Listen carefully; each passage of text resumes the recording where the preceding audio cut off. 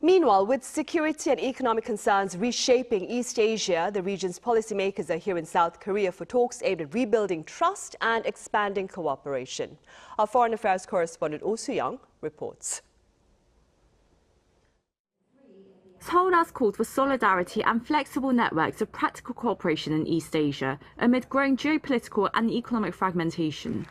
Speaking at the East Asia Cooperation Forum on Thursday, First Vice Foreign Minister Yoon-joo pointed to intensifying power politics, nationalism and protectionism, alongside demographic change, industrial restructuring and risk from AI.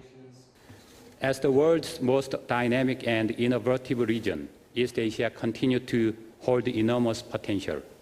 Once again, it is time to gather our collective wisdom and steadfast commitment as we navigate the era of the uncertainty. The combined gross domestic product of Korea, Japan and China came to more than $24 trillion in 2024, roughly a fifth of global output. But historical and territorial disputes, different political systems and competing security alignments continue to limit cooperation.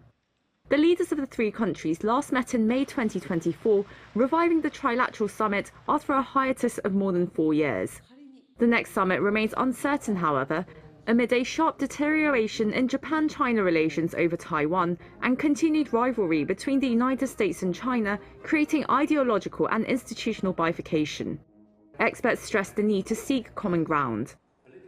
Try to reach some common understanding as to how to manage the conflicts in the region, such as territorial disputes.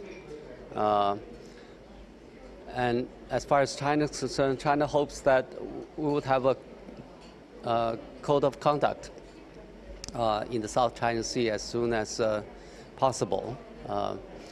Also, the countries should probably look more closely at the interests, shared interests and stakes, and try to cooperate on these issues, ranging from trade, investment, and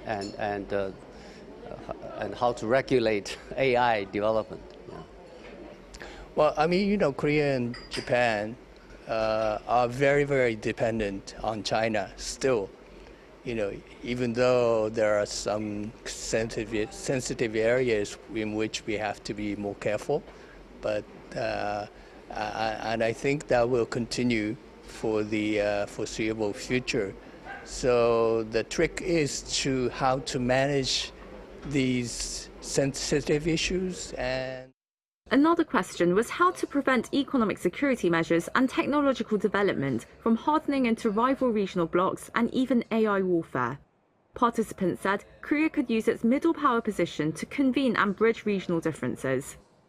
We normally say that non-traditional security issues, such as AI or public health or climate change, those issues are relatively easier to build up cooperation among those three countries. So, in the face of an increasingly uncertain geopolitical and economic landscape, participants here say that sustained dialogue and practical cooperation will be essential to tackling shared challenges and building a more resilient future together. Oh Soo-young, Arirang News.